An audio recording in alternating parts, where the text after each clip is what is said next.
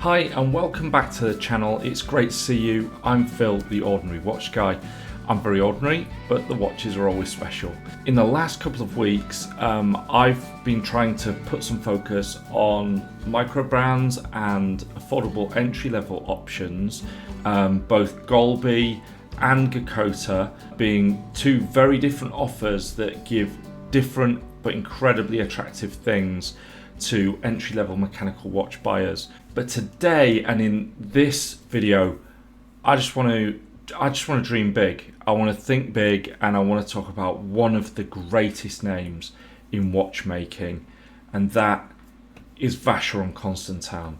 There's no doubt in my mind that if I won the lottery, there's a couple of watch houses that I'd go to immediately, and the first one would be Vacheron. I love their watches. I love their watchmaking, and it's very difficult to argue with the prestige of their history and what they've achieved over the time that they've been around, which is now about 270 years. If you don't know about Vacheron Constantin, stay with me for 10 minutes and I'll tell you all that you need to know. Let's get into it.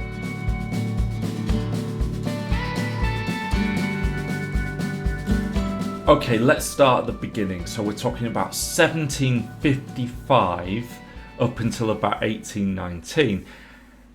Vacheron is one of the oldest watch manufacturers in the world. Okay, it was founded in 1755 in Geneva by the great genius Jean-Marc Vacheron. By context, you have to remember the world had not mastered electricity, we had no knowledge of germ theory, there was no knowledge of evolution or genetics.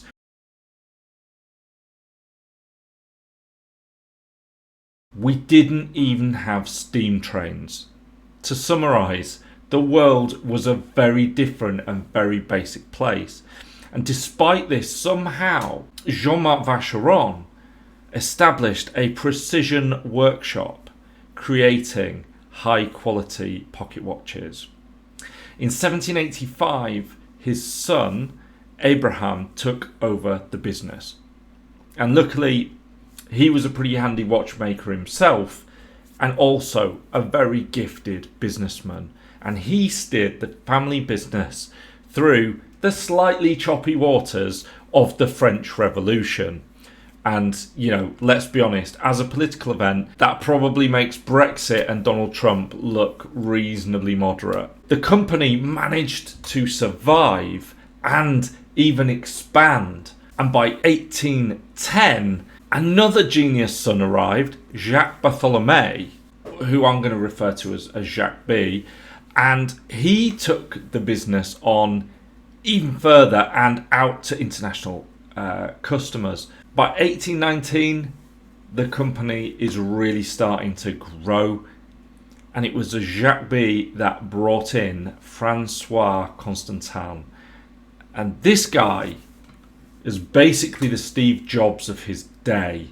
They founded a partnership that obviously became known as Vacheron and Constantin, and it was Francois Constantin that took the company into the global sphere. Now, when we talk globally, at that point in time, we basically mean Europe, because America was basically an untouched prairie country.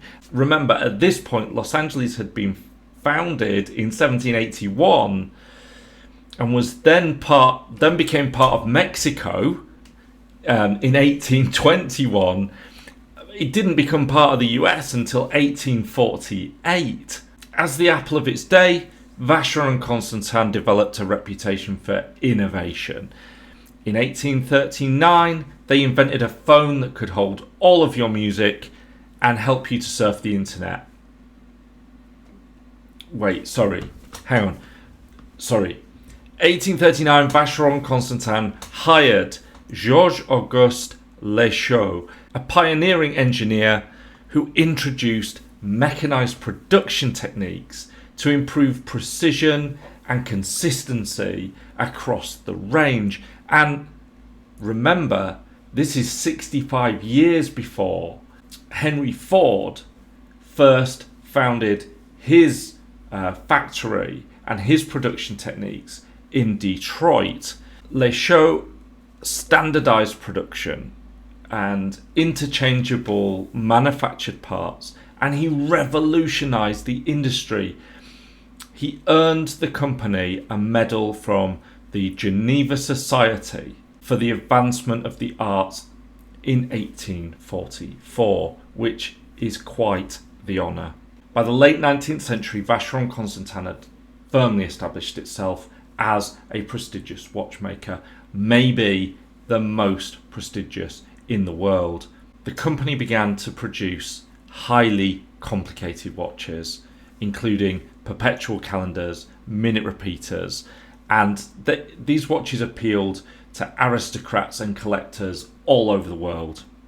In 1880, the company adopted the Maltese cross as its corporate logo, and this wasn't for, just because of the symmetry of the image. This is because the Maltese cross stopwork became an integral part of the Vacheron Constantin movement. The company continued to innovate, and by 1906 it opened its first boutique in Geneva, and this boutique is actually still open today. During the 20th century, Vacheron Constantin produced some of the world's most intricate pocket watches. One of the most famous creations is the Grand Complication pocket watch, made in 1918 for King Fuad I of Egypt. This featured multiple complications, cementing its status as the premier watchmaker. And at this point in time, the client list was basically kings, emperors, leading industrialists, and people of huge and remarkable wealth. Just as a footnote here, Rolex was founded in 1905, and Vacheron Constantin had already been in the watchmaking industry for 150 years.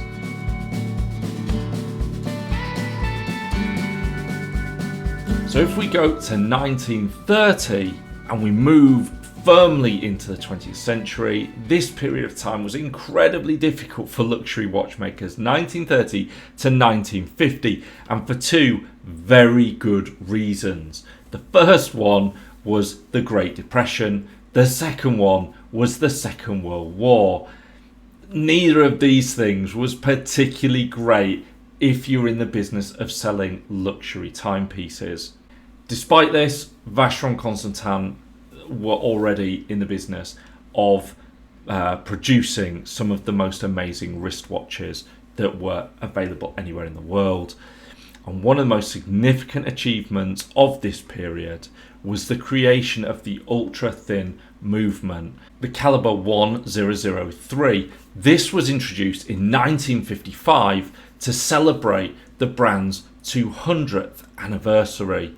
This movement was one of the thinnest mechanical calibers ever made, at just 1.64 millimeters. And caliber 1003 watches were just 5 millimeters thick. And you can compare this to the JLC Master Ultra Thin, a watch that I really, really want to own, which is 7.8 millimeters thick. In 1972, Vacheron Constantin won the Diplôme du Prestige de la France, the first watchmaker to receive this prestigious award. But at the very hour of their greatest honour, they were hit, and in fact the whole industry was hit, by what we refer to as the quartz crisis, which threatened to sweep away many of the most significant watchmakers of Switzerland, including the likes of Breguet, Omega, and countless others. And as inexpensive and highly accurate quartz movements from Japan dominated the market, it's really difficult today to understand such chaos in a single market environment. To survive, Vacheron Constantin focused on its heritage of mechanical craftsmanship, creating limited edition, high complication watches.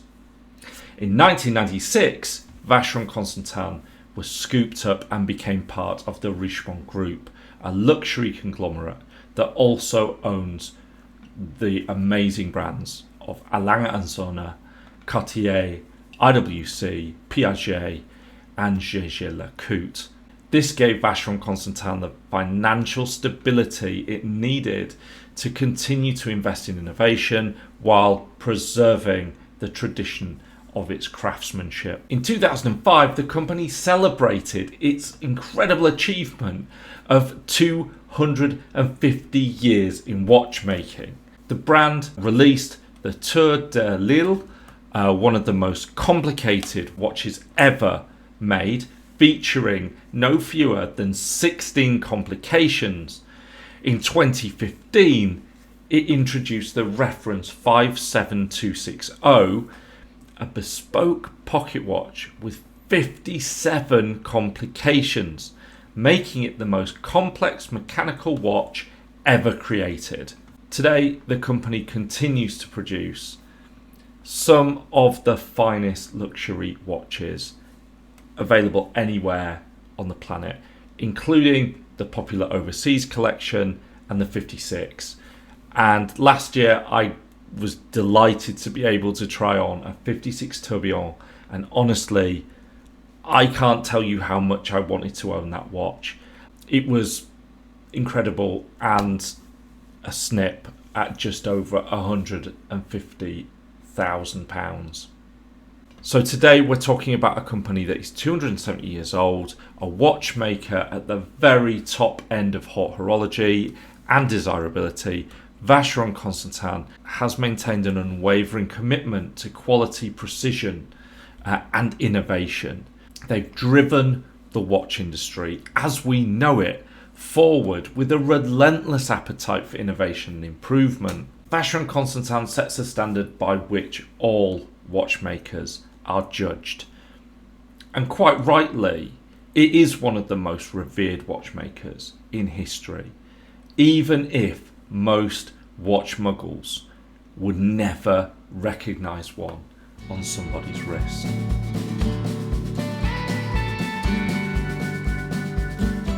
So there we have it, one of my very favourite watch brands from the top tier of my dream list. If I ever win the lottery, trust me, I would be immediately inside the boutique at Vacheron Constantin. It would almost certainly be the first place that I would go. What brand is your favourite? Do you think I should do another brand focus for the channel? Do you like this format? Please get in the comments, let me know. I appreciate every single bit of feedback that I get. Only 10% of my views comes from subscriptions, so I would really love to grow this channel. Please consider supporting by clicking to subscribe, click like, and help me to boost my appeal on the algorithm. I'll be back very soon with some new content, but in the meanwhile, check out some of my other videos, and I'll be here to see you in the next one. Bye for now.